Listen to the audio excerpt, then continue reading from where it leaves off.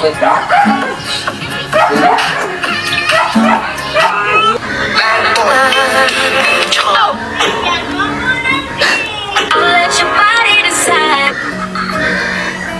Isa, dalawa, tatlo.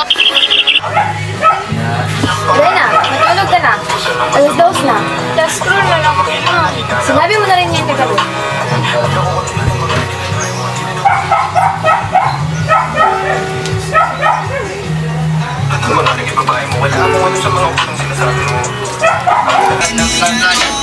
Lena, kaya na.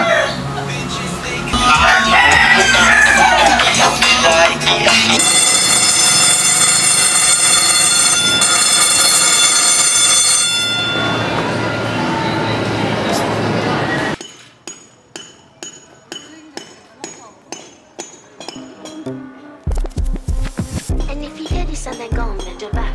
Go on, bend your knees, baby, shake it to the max. Will the DJ please turn up the bass to the max? Please just rewind, let me shake it to the max. Shake it.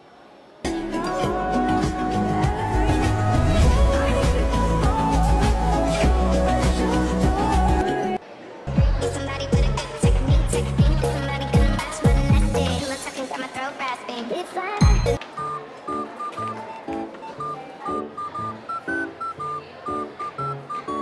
in the music and rock your body right. come on, rock that body. Rock that body. Rock that body. Come on, rock that body.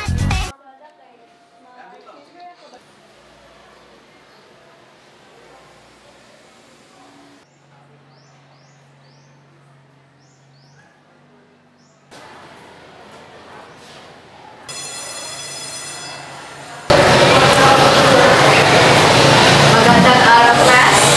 Please stand up.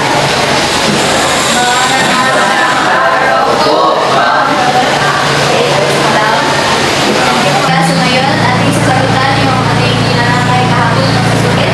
Mr. Bakali, pakisagot ang number 1, please. C. Ang formal na uri ng pagsulat na ginagamit sa paralan at analysis. Okay? Tama ang iyong sagot.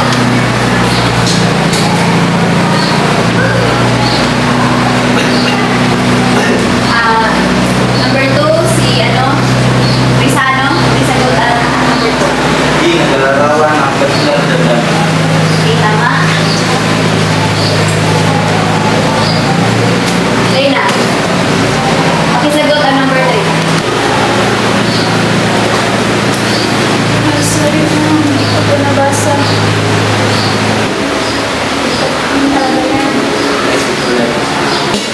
Lena, pagkatapos ng klase mag-uusap tayo. I'm so disappointed to you.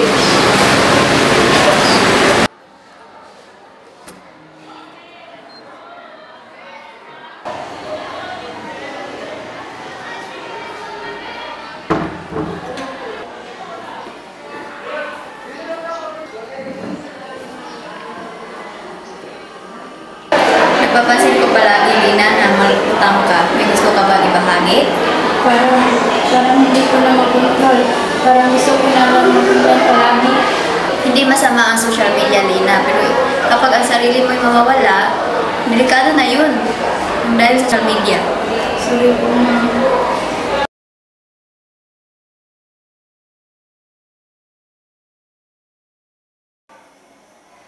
Minsan, akala natin connected tayo, pero emotionally disconnected na pala. Pero paano po yun? Lahat naman online eh. Subukan mong magkaroon ng oras para sa sarili. Simulan sa 1 hour a day na walang phone.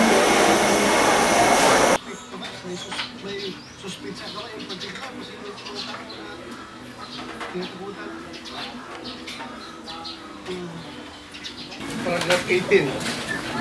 Ayon kay Uy, sino to? Walang cellphone. Online detox daw, sabi sa guidance. Try ko lang. Good decision yan, anak. sila na ang bahala magbigay sa Ika, kapitan nood tayo.